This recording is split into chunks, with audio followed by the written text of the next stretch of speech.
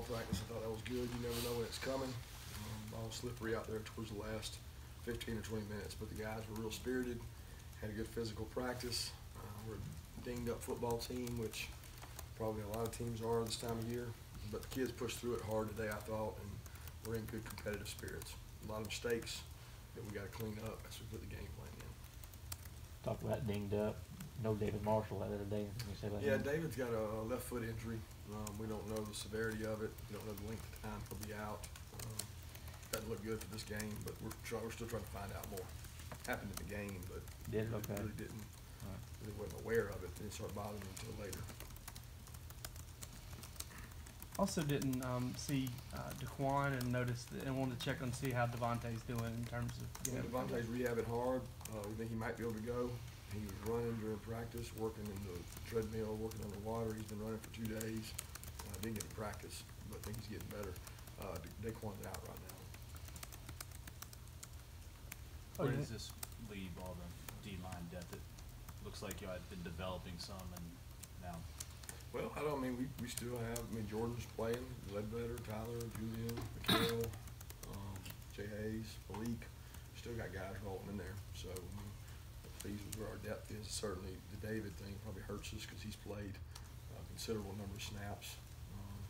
And then Devontae, I thought was coming on, played probably his best game against Tennessee. Don't know if he'll be back or not. We're still hopeful to get Devontae back. What did you think about Jordan again? You mentioned after the game you had to see him on film. What did you say after looking on film? He played good in spurts. He flashes. He's big. He's hard to block. He's really worked hard on his conditioning. He does extra conditioning almost every day, and he's gotten to be almost one of the most in shape guys because of the conditioning he does. So we're developing. He works about half the time on the scout team, half the time with us. He gives the offensive line a really good picture, and he goes against better O-linemen when he goes against our offense. You have an injury update on Lauren Smith? Yeah, it's a tough deal with Lauren. I didn't actually see what happened. Obviously, I heard about it yesterday and hate that. I don't know if he didn't see it coming or couldn't get out of the way, but it was a sideline play, and unfortunately, he got pretty injured. So hopefully he'll bounce back. He told me to tell y'all it was a upper body extremity.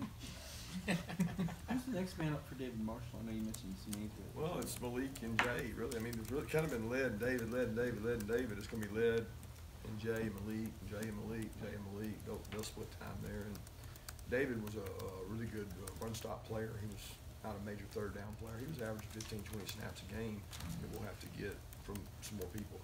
The biggest thing David brought to our team was toughness and leadership. He's going to be missed in that part, at least for now. You said you were going to reserve judgment on Jordan until you saw the film. What was the ultimate? He's doing good things. He's playing better, playing hard. He just asked that question, but he's playing good. I mean, he did a good job on the play that Chip was talking about on 4th down. He did a nice job getting involved in the tackle, and I mean, he continues to get better. He hasn't arrived yet, but of all our kids that I'm most proud of, he's worked the hardest to get where he is. Where a lot of guys, as freshmen, got to come in and they were 2 on the depth chart or 3, or they got to play, or they played on special teams. This kid has grinded. And he's grinded himself into a very productive player, a hard-to-block player. And we just got to get him where he gets a little more quickness and he's able to move better. Talk about pass protection and passing. With a team like LSU has various ways that they blitz. What are you looking for in that regard in terms of improving? Pocket. We got to protect the pocket. They're good. Dave Aranda's one of the premier defensive coordinators in the country. We look at what he does week to week. They do a tremendous job. Always looking for new ideas. He's a guy you look at. So for us, we got to keep our quarterbacks upright. We got to keep them in the pocket. Can't get our offensive line confused. And at the end of the day, there's about a 6-7 foot square area in there you got to keep people out of. And we got to have a nice pocket. Sometimes it's stepping up in the pocket. Sometimes it's moving out of the pocket. But they are very disruptive defensively, and they do a great job of disrupting the pocket. And we got to protect them. You think your guys are ready for the physicality they're going to see from LSU on Saturday? I mean, I hope so. We practice physical here. We got pads and we got players too. I mean, I think that's something you find out. I don't think that's something that you don't know. I mean, South Carolina was a physical game. Missouri was a physical game. Tennessee was a physical game. SEC's a physical league. So I'm not discounting or discrediting LSU at all. They got a really physical, big football team. How encouraged were you with Solomon today, Kinley? Yeah, I thought he moved around good. He moved around better than he did yesterday. Yesterday he moved surprisingly well, and then all day he moved around good. Still got a ways to go, and still got a lot of guys to get work around him. Is the weather tomorrow going to affect y'all whatsoever? I don't know. I don't even know what the weather is. I look at it day by day. So you're Yeah. telling me it must be bad. So Nah, I don't know. we got an indoor if it does. Yeah. When it comes to this, you know, what's the preparation, you know, thus far, and maybe even the reception of the players of kind of getting them ready for the environment? I mean, I heard the Baton Rouge out there, you guys were playing and stuff like that. Is, you know, I know you're probably not making a big deal about it, but you know, how big of a deal are you making about it? I guess. Every time you go on the road, you have crowd noise. You have to prepare for it. If you belabor the point and talk about it, they may start believing all of it. I mean, at the end of the day, loud is loud. It only gets so loud where you can't hear anything, and you cannot hear anything in that stadium. Can't hear anything in a lot of SEC stadiums. So, I mean, it is what it is. We got to go out and execute. We know that'll be a factor. We know it'll cause. It makes it hard on the offensive line. Those are all factors. We practice with noise. We do it all summer. We try to make ourselves comfortable being uncomfortable, and so we can't let it be a distraction for us. How do you feel about where Monty is right now? He's doing better. He's still bothered. He's not 100%, but Monty's one of the toughest guys on the team. He practices every day. He wants to be out there. He's improving. Hopefully it'll be his kind of game. Physical, tough game. He likes that. I like the way that your tailback rotation is kind of falling together and what each one of those guys brings to the table.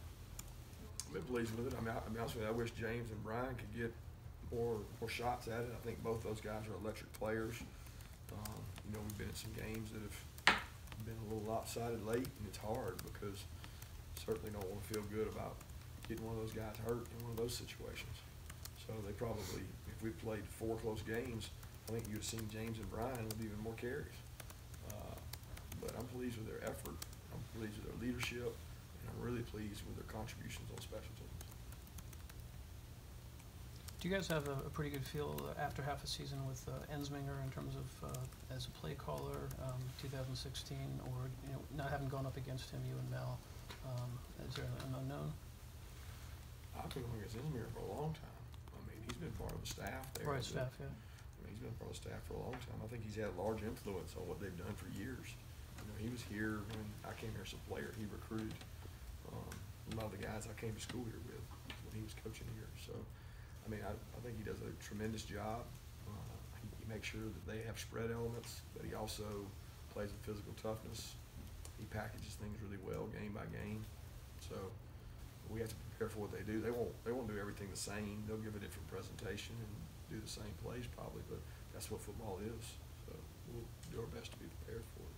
You mentioned special teams oftentimes in games like this, that could be the difference in the game. I mean, you know what you're getting with Rodrigo, but you look at Jake Kamara, what are you looking from him, and what do you need from the punting game?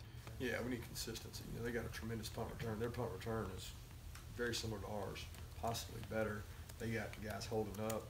They got a great return game. He's got 3 or 4 returns over 20 yards. They got weapons back there, and they do a great. You can tell they're well coached. They come after them. They hold you up. Jake is going to be big in this game. He's got to hit some punts. He's got to hit his field zones. He's got to hit his hang times, and we got to cover well. We got to cover the kicks well and make sure our speed out there help us. That was a tremendous asset last year, but and Cam was a big part of that. But we also had 2, 3 first-rounders on that cover team, 2 first-rounders maybe, and a second-rounder. White and Williams and Lawrence, I think, get a lot of pub for them, but you know, Grant Delpit, that safety that they kind of play in the middle, seems like make a big play every game. What do you see out of him, and how kind of, I don't want to say careful, but how weary do you have to be of where a guy like that lines up? Because he's a good player. He's a great blitzer. He roams the field.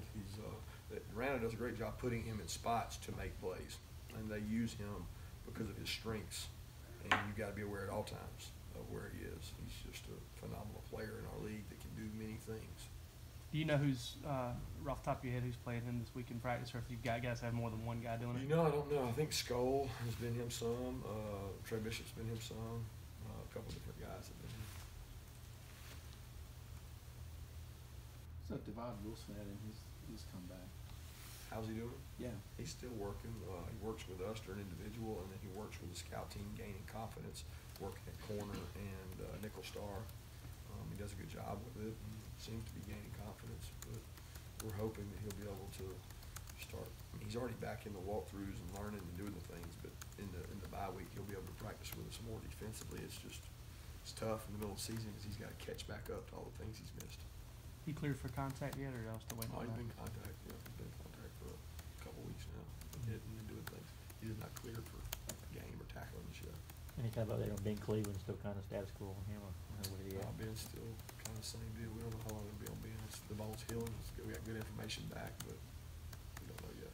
Saw a play with Demetrius Robertson in there. Looked like it was going to be a swing. Got whistled dead pretty quick. Where does he need to get better to do more in the games? I know he's done a lot of practice to help you guys out.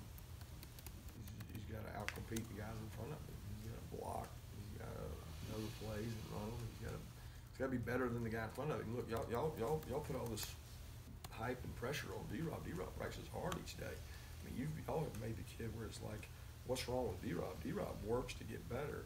D-Rob's in a receiver room that is full of guys that block, catch, run, play special teams, and he's doing the same thing as they are. He's competing his tail off. And we'll continue to try to use his strengths every way possible. But he's working hard and doing the things we ask. He gets in the game too, but he just hasn't caught a ball in a while. I mean, not like we can say, oh, throw him the ball. We call the play, and the coverage dictates where the ball goes. Tyson Campbell, he's been 6 games now. He hasn't been in an environment like this quite yet, but he won that position in a close battle of the season, but he has been there every week. What have you seen from him in his progress at this point? He's growing up. He plays hard. He plays against pretty good wideouts every day in practice. We go one-on-one against each other. He probably gets 50 reps a day against Riley, JJ, Tyler, Terry. I mean, he goes against good wide receivers in practice. He competes. He grew up playing against good receivers. So he continues to get better. He's played in some tough environments. I mean, football feels the same length that LSU as it is at South Carolina, Missouri, and everything else. Look, I mean, the environment's going to be tough. I get that. But the field's going to be the same. He's going to go out there and play. And he's not one that – he's played a lot of big games in his career. So I expect him to go out there and play hard. And if he gives up a play, we're going to keep playing him because he's a good player. Last question. Concerning Monty, well documented, he committed LSU and then kind of flipped on that and enrolled early here.